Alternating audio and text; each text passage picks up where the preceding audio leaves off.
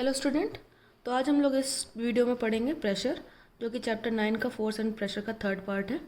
तो प्रेशर क्या होता है उससे पहले हम कुछ एग्जांपल देखेंगे। When we move on a sand our feet sink into it and it is difficult for us to walk. On the other hand a camel which is much heavier than us can walk on a sand easily. अगर हम लोग sand में move करें तो हमारे feet जो होंगे वो सैंड में क्या हो जाएंगे, सिंक हो जाएंगे। जबकि जो कैमल होता है वो हमसे ज़्यादा हैवी होता है, लेकिन वो इजीली सैंड पे क्या कर सकता है, वॉक कर सकता है। इसी तरह से अगर हम नाइफ लें जिसके एजेस शार्प ना हो, ब्लंट हो, तो उससे अगर फ्रूट और वेजिटेबल्स को कट करें तो इजीली वो नहीं कट होंगे। जबकि अगर हम एक शार्प नाइफ लें, उससे ही कट करने की कोशिश करें तो आसानी से क्या हो जाएंगे, वेजिटेबल्स और फ्रूट्स होंगे वो आसानी से कट हो जाएंगे। तो हम यहाँ पे एक एक्टिविटी देखते हैं। Take a pot with filled with the soil. एक पॉट लेना, उसमें सॉइल भरना है। Take a blunt pencil and push it in the soil from the unsharpened end. तो एक पेंसिल लेनी और जो उसका अनशार्पेंड एंड होता है, मीन्स ये वाला एंड, इसको क्या करना है, उस पॉट में सिंक करना है या पुश करना है। ठीक है। Now take a sharpened pencil and push it in the soil from the sharpened end. और एक दूसरी पेंसिल लेनी है, उसको क्या करना है, जहाँ से शार्प है उस तरफ से उसमें पुश करना है पॉट में। तो किधर से ईजियर होगा पुश करना सॉइल में, आप देखेंगे जहाँ पर शार्पेंड पेंसिल है, जिधर जिधर से उसका शार्पेंड एरिया, वहाँ से आप पुश करेंगे तो ईजिली क्या हो जाएगा, वो पुश हो जाएगा। तो इस एक्टिविटी से हमें क्या पता चला कि the effect of force depend on the area of contact of two object, lesser the area of contact more is the effect of force. तो यहाँ पता चला कि फोर्स का इफेक्ट जो होगा वो किस पे डिपेंड करेगा कि दो ऑब्जेक्ट के बीच में जो कॉन्टैक्ट है उसका एरिया कितना है। ठीक है। जितना कम एरिया होगा उतना ही फोर्स का इफेक्ट क्या होगा, ज़्यादा होगा। जैसे जो नाइफ है उसका अगर शार्प एजेस हो तो उससे आसानी से कट जा रहा है, वैसे ही शार्प एंड पेंसिल के पॉइंटेड एंड से अगर आप पॉट में पुश करें पेंसिल को तो ईजिली पुश हो जाएगी। तो यहाँ पर एक फिजिकल क्वांटिटी, एक टर्म आता है प्रेशर, जिसके बारे में हम लोग पढ़ेंगे। तो क्या होता है pressure? Pressure is defined as the force acting on a unit area of a surface. Means pressure क्या है कि किसी यूनिट एरिया पर जितना फोर्स एक्ट कर रहा है वो क्या होगा, pressure. Pressure equals to force upon area on which force act. The SI unit of pressure is pascal. Pressure की यूनिट क्या है, पास्कल। इसके अलावा प्रेशर की एक और यूनिट होती है न्यूटन अपॉन मीटर स्क्वायर। ठीक है, यानी 1 पास्कल इक्वल्स टू 1 न्यूटन पर मीटर स्क्वायर। यहाँ पे कुछ प्रॉब्लम्स या कुछ न्यूमेरिकल्स दिए हैं, उनको मैं सॉल्व करके आपको बताऊंगी। तो आपको फॉर्मूला पता है, pressure is equals to force upon area. ठीक, P for pressure, F for force, A upon A for area. Question में दिया है कैलकुलेट द प्रेशर। हमें क्या कैलकुलेट करना है, प्रेशर कैलकुलेट करना है। व्हेन अ फोर्स कितना दिया है, फोर्स दिया है 5 न्यूटन और एरिया दिया है 10 मीटर स्क्वायर। ठीक, तो इस फॉर्मूले में इन वैल्यूज़ को पुट करेंगे तो pressure equals to 5 newton upon 10 metre square. इसको सॉल्व करेंगे तो आंसर क्या आएगा, 0.5 न्यूटन अपॉन मीटर स्क्वायर, या फिर एक और इसकी यूनिट होती है क्या, 0.5 पास्कल। ठीक, तो ये हो गया। इसी तरह से सेम क्वेश्चन ये दिया, if a boy applies a force on a 16 Newton. तो यहाँ पर फोर्स कितना लग रहा है, 16 न्यूटन, और एरिया कितना, 16 centimetre. What will be the pressure produce by him. तो यहाँ पर भी प्रेशर कैलकुलेट करना, बट इस क्वेश्चन में थोड़ा सा चेंजेस है। चेंजेस क्या है कि जो एरिया है वो सेंटीमीटर स्क्वायर में दिया है, हमने फॉर्मूले में पढ़ा मीटर स्क्वायर। तो एरिया को हमें पहले कन्वर्ट करना होगा मीटर स्क्वायर में, तब हम इस फॉर्मूले में पुट करेंगे और आंसर निकालेंगे। तो आपको पता है कि 1 सेंटीमीटर इक्वल्स टू कितना होता है, 100 मीटर। ठीक, sorry, 1 metre equals to 100 centimetre. ठीक है, तो आपने यहाँ पर देखा क्या है, सेंटीमीटर स्क्वायर, इसलिए क्या हो जाएगा 10,000 सेंटीमीटर। तो हम ये जो एरिया दिया है उसको क्या करेंगे, 10,000 से डिवाइड करेंगे, जो हो जाएगा 0.0016 मीटर स्क्वायर, और इसकी इस वैल्यू को इस फॉर्मूले में पुट करेंगे और आंसर आपका 10,000 पास्कल आएगा। यहाँ पर नेक्स्ट एग्जांपल में दिया, a man exert a pressure of 14 pascal by applying a force of 42 Newton on the box, calculate the area over which the force is applied. तो यहाँ पर क्या करना है, एक आपको प्रेशर पहले से दे रखा है 14 पास्कल और फोर्स दे रखा है 42 न्यूटन। आपको एरिया कैलकुलेट करना है, तो फॉर्मूला वही रहेगा। फॉर्मूला क्या है, pressure is equals to force upon area, बस एरिया को यहाँ पे ट्रांसफर करना और प्रेशर को यहाँ पर ट्रांसफर करना। तो area is equals to force upon pressure, और ये वैल्यूज रखेंगे और सॉल्व कर लेंगे। एग्जाम्पल 4 में दिया है, calculate the force applied on an area 136 centimetre to exert a pressure of 17 pascal.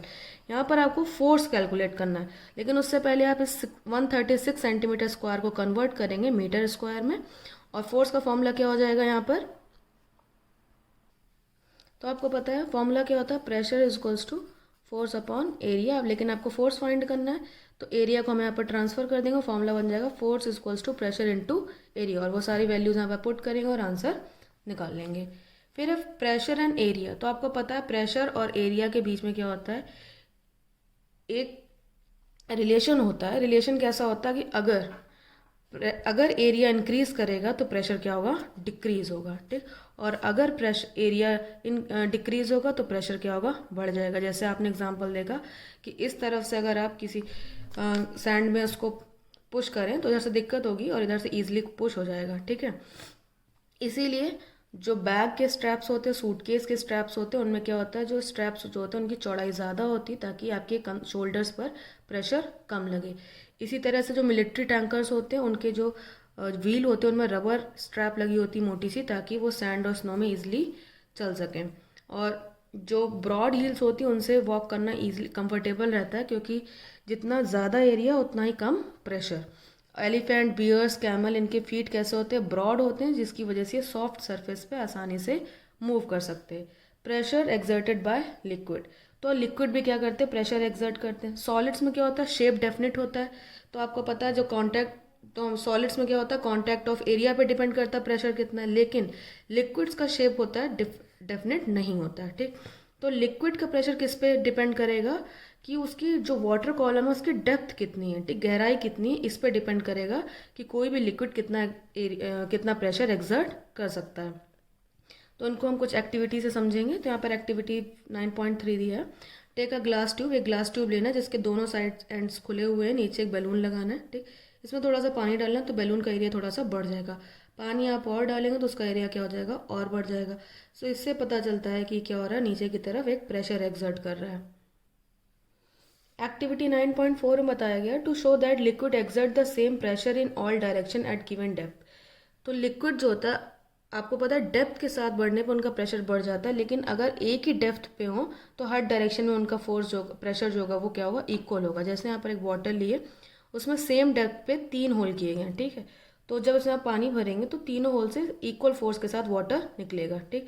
तो इससे क्या पता चला कि लिक्विड जो होते हैं, liquid exert the same pressure in all direction at a given depth.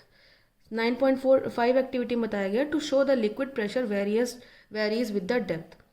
इसमें एक प्लास्टिक बॉटल लेना, उसमें 3 होल करने, लेकिन उनकी हाइट जो होगी वो डिफरेंट होगी, एक टॉप पर, मिडिल में और बॉटम पे। तब आप जैसे पानी भरेंगे तो उसमें देखेंगे जो बॉटम वाला होल है उसमें क्या होगा, ग्रेटेस्ट फोर्स के साथ वाटर निकलेगा, जो मिडिल वाला उससे थोड़ा कम और टॉप वाले से बिल्कुल ही कम वाटर निकलेगा, उससे प्रेशर क्या होगा, कम होगा। तो यहाँ से प्रूव होता है कि लिक्विड जो होते हैं वो डेप्थ के साथ उनकी प्रेशर भी क्या हो जाता है, बढ़ जाता है।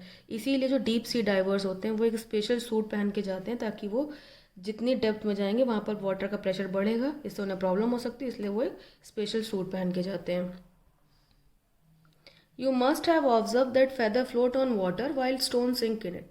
अगर आप फेदर को वाटर में डालें तो फ्लोट करेगा, जबकि जो स्टोन होगा वो सिंक कर जाएगा, डूब जाएगा। तो वो क्यों होता है?